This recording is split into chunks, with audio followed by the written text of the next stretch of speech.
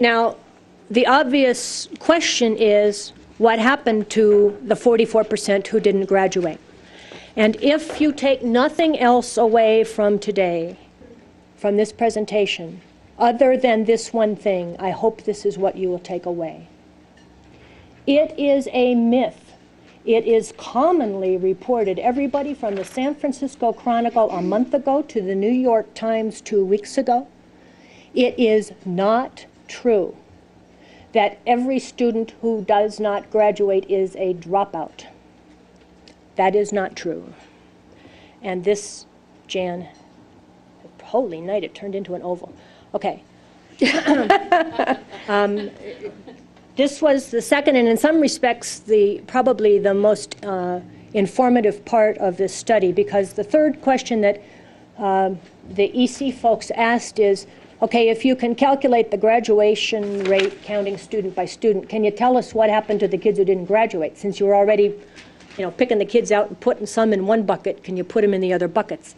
And so Jan did that, and what this pie, the pie chart pie represents, is the 5,058 students who were in that freshman cohort in the denominator of that fraction for the 2002-2003 freshman cohort. There were 5,058 students. We're now going to account for all of them. And if you'll pardon a horrible mixed metaphor, if you'll start at noon on the pie and go around clockwise to 6:30 on the pie, colored green because they are good to go are the graduates. Next we have the blues, colored blue because they almost made it to green. 2% of this cohort graduated in their 5th year, so Mrs. Pullman, the 5-year graduation rate would be 58%. 4% of the cohort graduated in 4 years with an adjusted diploma, and 2% completed a certificate of attendance in 4 years, and that is they passed all of the course requirements, but they failed one or more parts of the high school proficiency exam. Hop over the next two pieces of, I'm sorry. What constitutes an adjusted diploma then? An adjusted diploma is awarded in Nevada to a special education student based on requirements identified by that student's own individual education plan for the requirements to get a diploma. So the requirements differ from student to student based on their IEPs. But by definition, they don't meet the standard diploma criteria. How do you Yes, know that sorry? the vanished aren't dropouts? We haven't gotten to the vanished yet. Just a minute, please. Please, we're still at the blues. But we're going to jump over those twos to the dropouts, colored red because it's the danger zone. 12% of this cohort dropped out, and we know it. We can verify it over the 4 years. So unlike the dropout rate that is reported annually, that is an annual 1-year dropout rate, this is the 4-year cumulative dropout rate for this cohort. Now come back to the vanished, which was supposed to be pink, but that looks a little It's mauve. The concept was it was red plus white. Vanished is the official term for these students from the National Governors Association, and it refers to any student who was enrolled but was no longer enrolled by graduation time, and we cannot determine exactly where they went. So the vanished group of 11% are probably either dropouts or transfers out, but we don't have enough information to know why.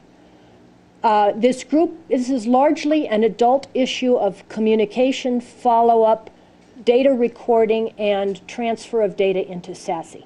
And Jan can go through this in sort of excruciating detail, but basically it's things like dropouts have a whole bunch of codes, W codes, and if you drop out during the school year, you get one of those W codes in SASE, and that's what Jan used to identify those kids.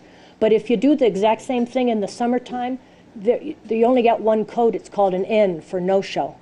So if I dropped out and Dr. Hall moved away, we both show up in SASE as an N. And then it depends on whether the school was able to identify what happened to the two of us and whether they could record it in such a way that 2 to 5 years later, Jan Hall, sitting in the central office, not talking to the registrars, could tell from SASE what happened. There are some changes that, because of this, the PPA&A folks have already done to try to get a better handle on the 11% that vanished. Questions? Well, that's really what my question had to do with. I mean, one of the frustrating things I've experienced over the last several years as a board member is when we ask for data, you know, we're told, well, SASE can't do that.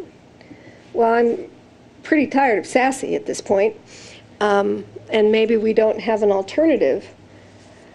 I imagine that things change a little bit when you track when you have an individual identifier, that makes things better.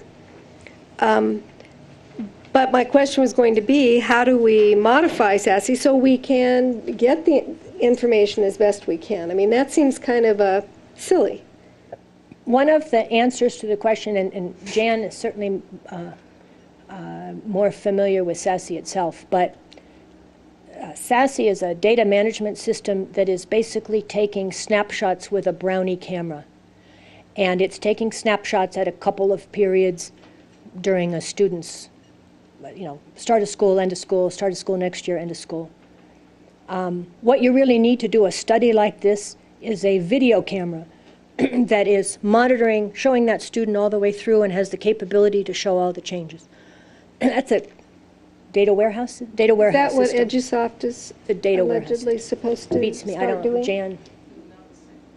Okay, well then, I guess this something I think that the board over the last several years, although maybe not using the exact language, has asked for is, how do we get a data warehouse?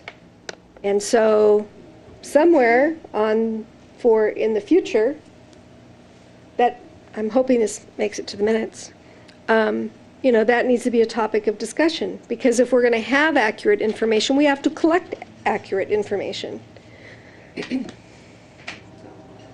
Fair question, and that.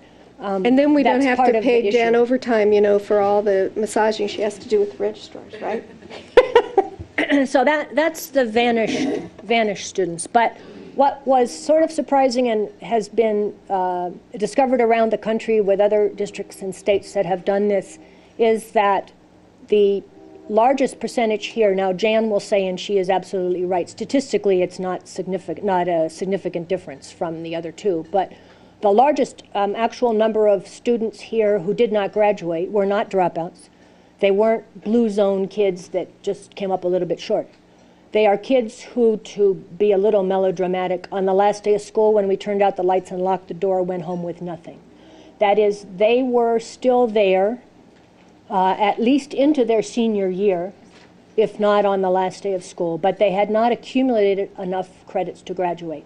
Some of those students came back in the 5th year. If they got a diploma, they're down there in the blue, the 5th year grad. Some of them came back in their 5th year and got an adjusted diploma or a certificate of attendance, or put in a 5th year and still didn't graduate. Some of them are students that, when Jan was pulling the data, they appear as a senior year intra-district transfer, which means they probably went to Wolf or to Washoe, may or may not have actually shown up there. But the largest number are seniors and reclassified underclassmen who just, at the end of the year, didn't have enough credits to graduate. This is not uncommon. New York City did a study like this about a year and a half ago and found that their credit deficient students were by far the largest number of their non-graduates. So this is why I say it is not true that 44% of this class dropped out, the non-graduates.